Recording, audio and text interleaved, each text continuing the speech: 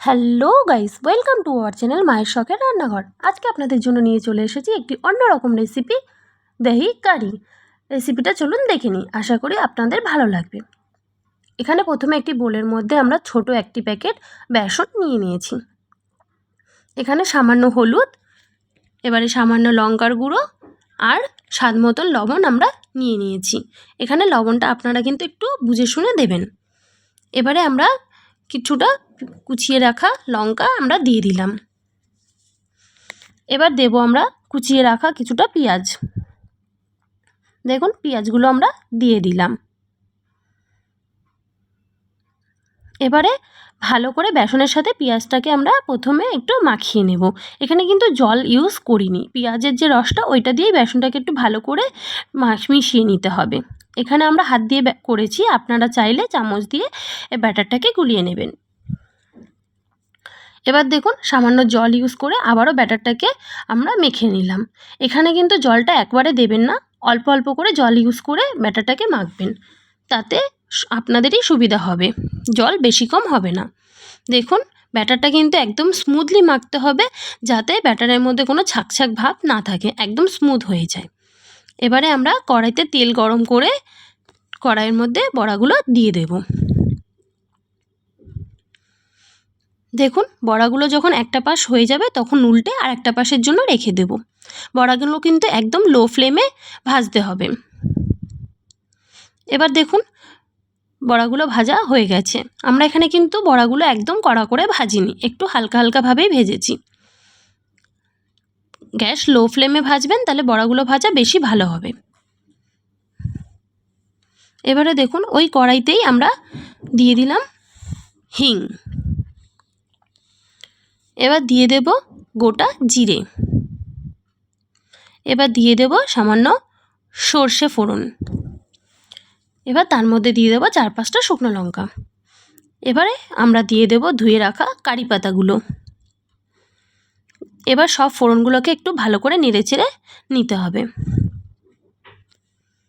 এবারে দিয়ে দেবো আমরা কুচিয়ে রাখা পেঁয়াজ। দেখুন পেঁয়াজগুলো দিয়ে দিলাম। সব পেঁয়াজ দিয়ে আবারও একটু ভালো করে নেড়েচেড়ে ভেজে নিতে হবে। মাঝখানে আমরা দিয়ে দিলাম লঙ্কা চিড়ে। আপনাদের যদি লঙ্কা কম খান তাহলে অল্প দেবেন। এখানে দিয়ে দিলাম শুকনো লঙ্কার গুঁড়ো, এবার হলুদ গুঁড়ো। এই মশলাটার মধ্যে কিন্তু আমরা নুন ইউজ করিনি এখনও। দেখুন ভালো করে নেড়েচেড়ে ভেজে নিয়ে তারপরে গ্যাসটাকে লো ফ্লেমে করে একটু রেখে নেবেন, যাতে ওই পেঁয়াজটা ভালো করে ভাজা হয়ে যায়।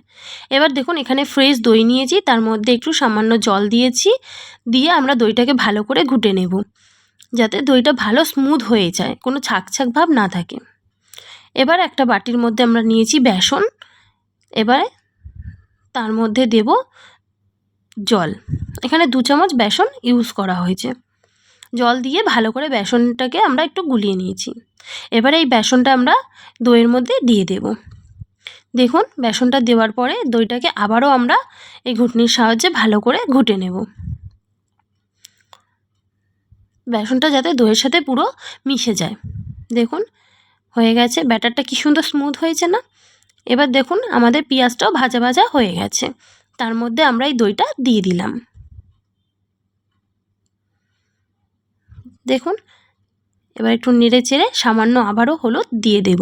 এখানে হলুদটা একটু কম হয়েছিল বলে আমরা আবারও হলুদটা দিয়ে নিলাম। এখানে কিন্তু আমরা এখনও কোনো নুন ইউজ করিনি। লবণটা যদি আপনি আগেই ইউজ করেন তাহলে দইটা ফেটে যাওয়ার চান্স থাকে। দেখুন দইটা যখন এরকম পুরো ফুটে আসবে, উতরে যাবে, তখনই আমরা লবণটা দেব। এবারে আমরা এর মধ্যে দিলাম সামান্য চিনি।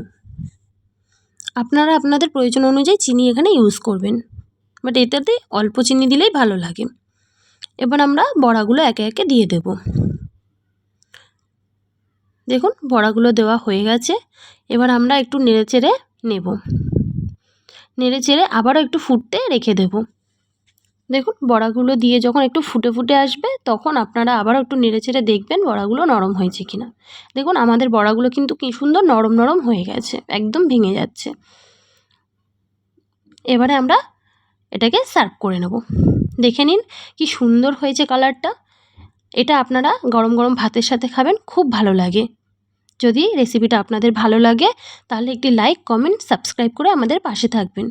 আর এখানে আপনারা উপর থেকে কিন্তু ঘি ছড়িয়ে দিতে পারেন। আমরা ঘি খাই না, তাই দিইনি। Thank you.